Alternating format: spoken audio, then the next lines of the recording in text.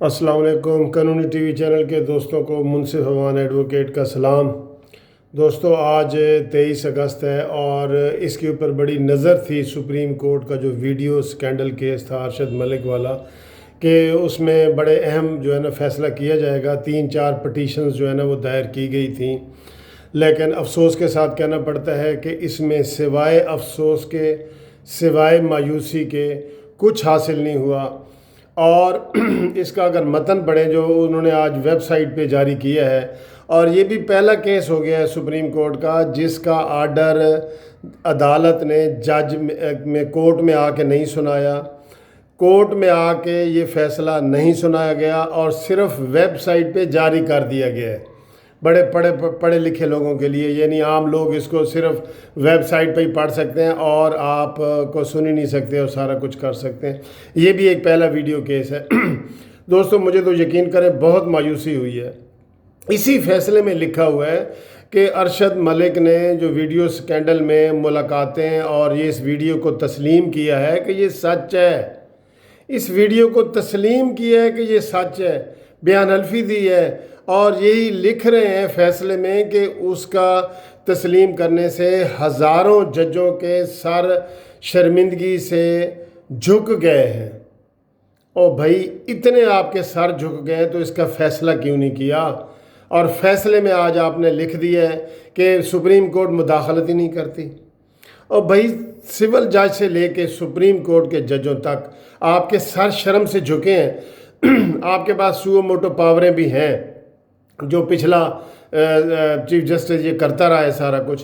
آپ یہ کیس جو ججوں کے متعلق تھا، اس کیس کو بھی فیصلہ نہیں کر سکے، اور پھر آپ کے پاس پٹیشنیں گئی ہیں کہ آپ اس کا فیصلہ کریں، اس میں بیانات جاری کیے گئے ہیں، اٹارنی جنرل کو نوٹس جاری کیے گئے ہیں، اور آج لوگوں کو بڑی امید تھی کہ ارشد ملک نے یہ ویڈیو تسلیم کیا ہے تو شاید آپ سارا اس کا جو فیصلہ ہے وہ ریورس کر دیں، کالعدم کر دیں، اور کہیں کہ جی چونکہ یہ بائسڈ ہے اور اس نے یہ فیصلہ دیا ہے اس لیے اس کا سارا فیصلہ ختم، اور اس کا جو ملزم ہے نواز شریف اس کو جیل سے رہا کیا جائے۔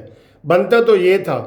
باقی کیس تو آپ سارے سو موٹو لے لیتے ہیں، اور اس کیس میں آپ کہہ رہے ہیں کہ جی صرف اس میں لاہور ہائی کورٹ فیصلہ کرے گی۔ اتنے عرصے کے بعد، اتنے 4 مہینے سے یہ ویڈیو سکینڈل پھیل رہا ہے اور بچے کے زبان زد عام ہے، آپ اس کا فیصلہ ہی نہیں کر پائے، اور یہ بھی جرت نہیں کر پائے کہ آپ کے عدالت میں آ کے سنائیں، وکلاء کے سامنے بھری عدالت میں آپ نے ویب سائٹ پہ لگا دی ہے۔ اس کی کیا وجہ ہے؟ کوئی دباؤ ہے؟ کیا ہے؟ اس کی کیا وجہ ہو سکتی ہے؟ دوستوں، مجھے آج بڑی مایوسی ہوئی ہے اس فیصلے سے۔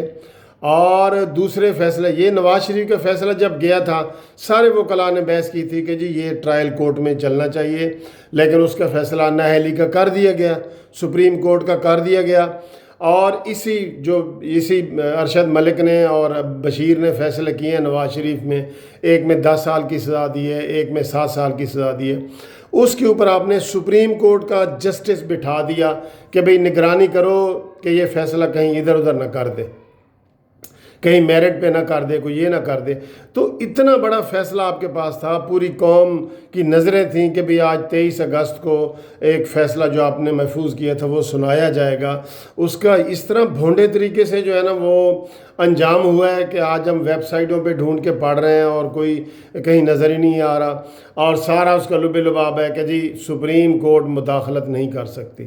بھئی، سپریم کورٹ ججوں کا سب سے بڑا ادارہ ہے، آپ ان کا احتساب کر سکتے ہیں، آپ ان کو اپوائنٹ کر سکتے ہیں، سارا کچھ کرتے ہیں آپ۔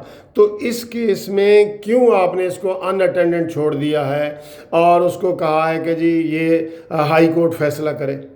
کیونکہ اس فیصلے سے، اور تسلیم شدہ، دوسری بات یہ کہ ہائی کورٹ کیا فیصلہ کرے، آپ خود لکھ رہے ہیں کہ ارشد ملک نے ویڈیو سکینڈل کو تسلیم کر لی ہے۔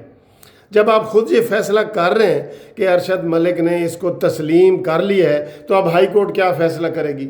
تسلیم شدہ فیصلہ آپ کے سامنے ہے، کوئی ڈسپیوٹ بھی نہیں ہے کوئی اس میں کمپلیکیشن بھی نہیں ہے.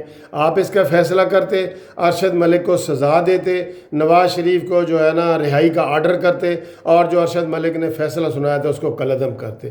یہ بنتا تھا. یہ نہیں بنتا تھا کہ جی سپریم کورٹ مداخلت نہیں کر سکتی. سپریم کورٹ کوئی چھوٹی عدالت نہیں ہے, بڑی عدالت ہے.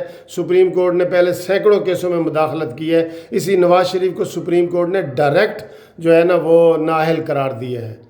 افسوس, بہت افسوس.